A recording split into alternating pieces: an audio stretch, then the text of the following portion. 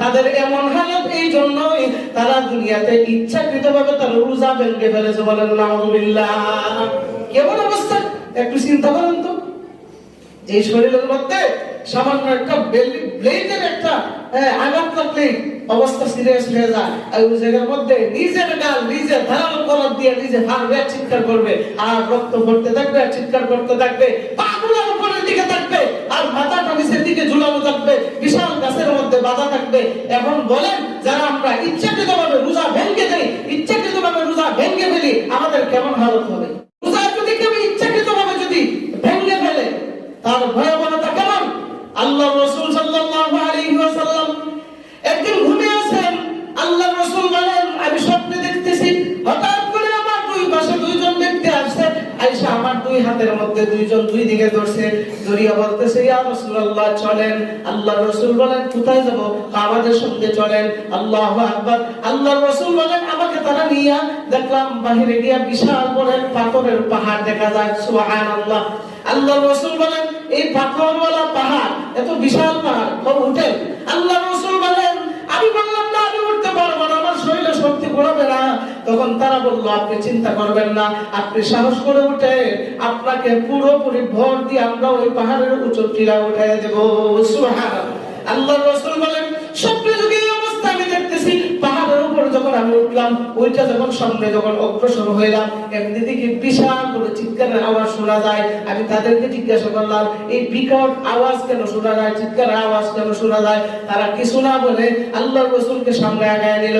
নিয়ে যাওয়ার পর আল্লাহ রাসূল বলে, এমনি দিকে বিশাল বিশাল গাছ দেখা যায়, গাছের মধ্যে মানুষের পায়ের মধ্যে রশি বাঁধিয়া মাথাগুলো নিচের মধ্যে দিয়া পাটা উপরে দিয়া গাছের মধ্যে ঝুলায় রাখছে, বলেন নাউযুবিল্লাহ।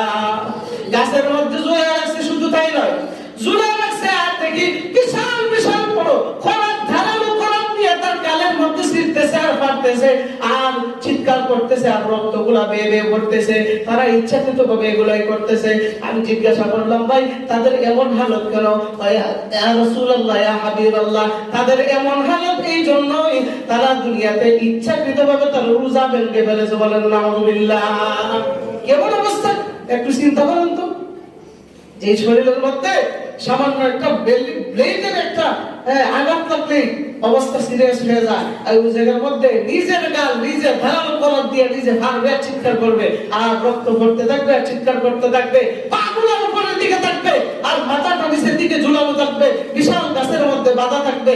এখন বলেন, যারা আমরা ইচ্ছাকৃতভাবে রোজা ভেঙে দেই, ইচ্ছাকৃতভাবে রোজা ভেঙে ফেলি, আমাদের কেমন হালত হবে? আর যারা আমরা কোনো উজর আছে, উজরের কারণে রোজা রাখতে পারি না, কোনো অসুবিধা নাই।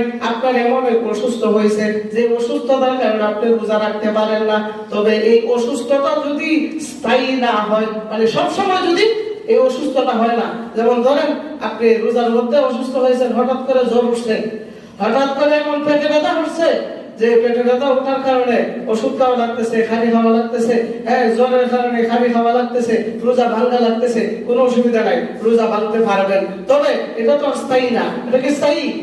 এটা কি স্থায়ী? কথা বলে না। এটা কি স্থায়ী? স্থায়ী না।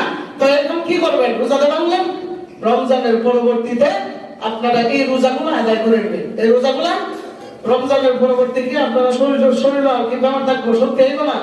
শক্তি আসবো। এমন অনেক ক্ষেত্রে আছে, কিছু কিছু মুরব্বীরা আছে, এরা সব সময় স্থায়ী ভাবে দুর্বল আছে, বয়োবৃদ্ধ মানুষ আছে না, রোজা রাখতে পারে না। তখন কি করবেন? রোজার পরে যতটা রোজা সে ভাঙছে ততটা রোজা পরিমাণ ততজন মিসকিনকে ভালো খাবার খাওয়াইবে। শুধু ডিম দিয়া শুটকি তরকারি দেনা, একবারে ভালো তরকারি যেটা তার আউষ্কৃত, ধরেন গরুর গোশত দিয়ে মুরগ যা মনে করেন, অর্থাৎ তার মুখে যাতে হাসি ফুটে এমন ধরনের খাবার খাওয়াইবেন।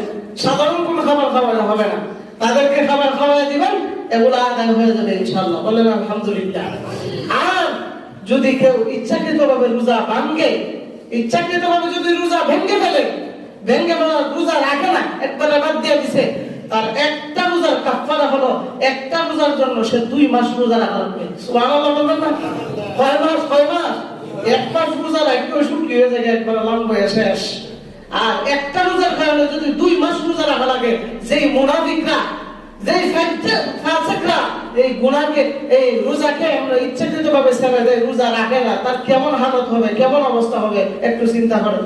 এই জন্য আমরা ইচ্ছাকৃতভাবে কেউ রোজা ভাঙবো, ছাড়বো, জোরে বলে না, জোরে বলে না, রোজা ভাঙবো, রোজা ছাড়বো। যদি কোনো উজরের কারণে যদি আমরা রোজা ভেঙে ফেলি, রোজা রমজানের পর আমরা কি করবো? রাখতে পারবো, হয়তো 2টা বা 1টা বা 3টা এরকম ভাবে ভাঙবে, এত বেশি তো ভাঙবে না। তো রোজার পরবর্তীতে শাওয়াল মাসে আপনারা রাইখে নেবেন। আবার শাওয়াল মাসের যে 6 রোজা আছে এগুলোর সাথে আবার রাইখে না। তো ভাবে বলে এক গুলি দিয়ে 2 কাঠি শিকার নাকি? না না, এক গুলি দিয়ে 2 কাঠি শিকার হবে না। এটা ফজিলত আলাদা, এটা ফজিলত আলাদা। এটা হলো আপনার খাজা কাফারা আদায় করবেন। এই জন্য রমজানের পরবর্তীতে শাওয়াল মাসে এই 6 রোজা ব্যতীত অন্য সময় আপনারা এই রোজাগুলো আদায় করবেন। আর শাওয়ালের 6 রোজা যদি রাখেন তাহলে তার কোনো নেকির অভাব নাই। সুবহানাল্লাহ। আল্লাহ পাক রব্বুল আলামিন আপনি আমাদেরকে রোজার পুরোপুরি ইহতিমাম করার তৌফিক দান করুন। সবাই বলি আমিন। এই রমজানুল মুবারকে নামাজ এবং কোরআন তেলাওয়াত, রোজা, সেহরি ইত্যাদি, তারাবি, তাহাজ্জুদের নামাজ আল্লাহ তাআলা পুরোপুরি আমলগুলোকে করার তৌফিক আল্লাহ দান করুন। সবাই বলি আমিন। ওয়া আখিরু দাওয়ানা আলহামদুলিল্লাহি রাব্বিল আলামিন।